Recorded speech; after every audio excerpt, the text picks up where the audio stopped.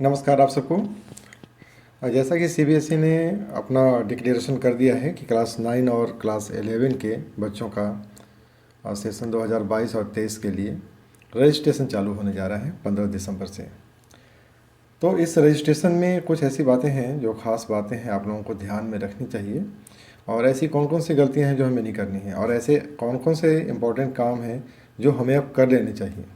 तो सीबीएसई ने एक बात बहुत क्लियर कर दी है कि आप जो भी इन्फॉर्मेशन डालेंगे वो इन्फॉर्मेशन आप आगे चलकर चेंज नहीं कर पाएंगे।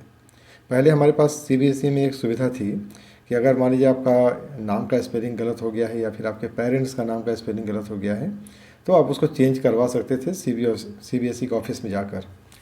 लेकिन इस बार ये कहा गया है कि आप जो भी इन्फॉर्मेशन डालेंगे वो आपके कंसेंट से होगा, यानी कि आपकी सहमति से होगा, और इस इन्फॉर्मेशन को आप आगे चलकर चेंज नहीं कर सकते हैं।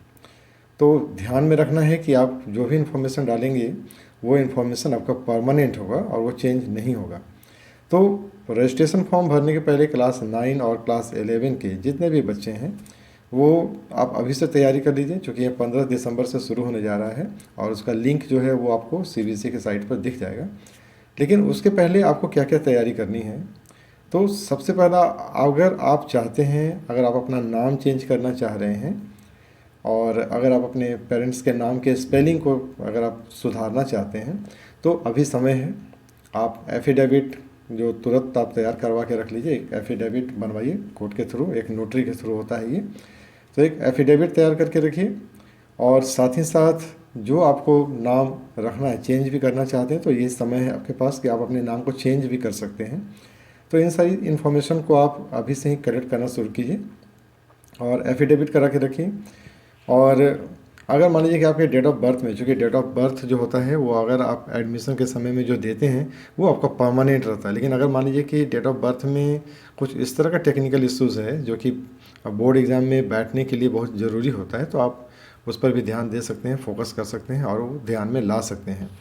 तो यहाँ पर मेन बात है कि जो करेक्शन अगर आपको करना है आपके नाम में, पिताजी के नाम में, तो आप करेक्शन कर सकते हैं एफिडेविट के थ्रू, और रजिस्ट्रेशन के समय में आप इसको दे सकते हैं।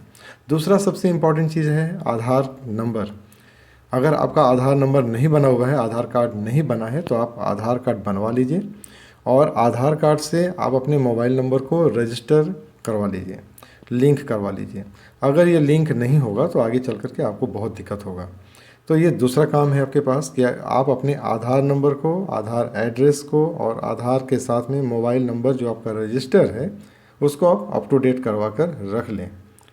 तीसरा जो सबसे इम्पॉर्टेंट काम है, अपने आधार के साथ में उसी मोबाइल नंबर को आप रजिस्टर कीजिए जो आप परमानेंटली अपने साथ रखते हैं। अब ऐसा नहीं कि आपने लिंक करवाया और मोबाइल नंबर चेंज कर दिया, तो ऐसा आपको नहीं करना है, क्योंकि आपके आने वाले भविष्य में जितने भी डॉक्यूमेंट्स होंगे, जैसे कि सीबीएसई अपना मार्कशीट, आपका मार्कशीट हो गया, आपका माइग्रेशन हो गया, और आपसे रिलेटेड जो भी सर्टिफिकेट्स हैं वो सारे सर्टिफिकेट्स आपके डिजी लॉकर में ही आते हैं।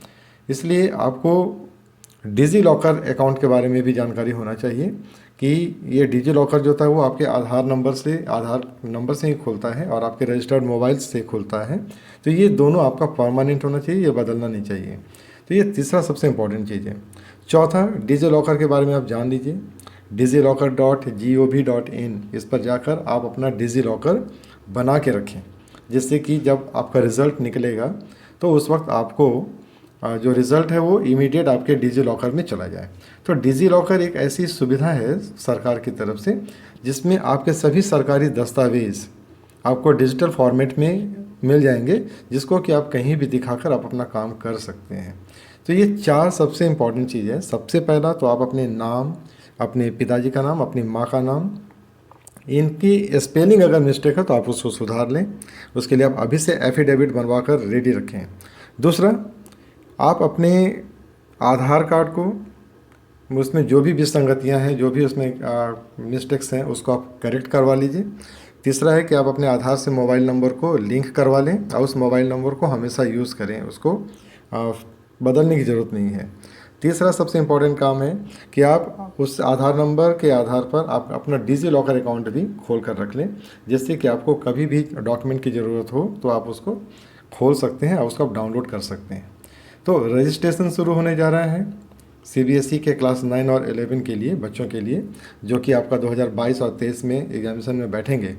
तो आप अभी से कमर कस लीजिए और इन सभी चीज़ों को तैयार करके रखें, जिससे कि आपको एन टाइम पर लेट फाइन भरने की ज़रूरत न पड़े। तो चूँकि दिसंबर 30 लास्ट डेट सीबीएसई ने रखा है, तो मान लीजिए कि अगर लेट फाइन भरना हो तो उससे पहले कि आप अपना सारा काम अभी से रेडी करके रखिए और फटाफट अच्छी तरह से अपने रजिस्ट्रेशन फॉर्म को फिलअप कर दें। तो ये सबसे इम्पॉर्टेंट जानकारी थी जो कि नोटिफिकेशन आ चुकी है। तो मुझे लगा कि ये 4 चीज़ सबसे इम्पॉर्टेंट है और बच्चे अक्सर इसमें प्रॉब्लम्स होते हैं, अभी ध्यान नहीं देते हैं, वो एग्जामिनेशन के बाद ध्यान देते हैं। तो ये बाद में तो कुछ होने से रहा, इसलिए आप अभी से इन 4 चीज़ों पर फोकस करेंगे। सबसे पहले तो अपने नाम के स्पेलिंग, अपने पेरेंट्स के नाम के स्पेलिंग, दूसरा अपना आधार कार्ड अप टू डेट करवा लीजिए, उसको रजिस्टर करवा लीजिए और उसमें अपना मोबाइल फ़ोन को लिंक करवा लीजिए। तीसरा है कि आप अपना डिजी लॉकर अकाउंट भी अगर आप चाहें तो रेडी करके रख लीजिए। तो ये सबसे इंपॉर्टेंट चीज़ है जो आपको ध्यान में रखनी है रजिस्ट्रेशन के पहले। इस प्रकार से आपका रजिस्ट्रेशन हो जाएगा और रजिस्ट्रेशन के बाद आपको चेंज करने की कोई सुविधा नहीं मिलेगी। तो अच्छा है ना कि आप मतलब कि पुरानी जो बाद में जो प्रॉब्लम्स आएंगे उससे पहले आप इन सब प्रॉब्लम्स को दूर कर लें।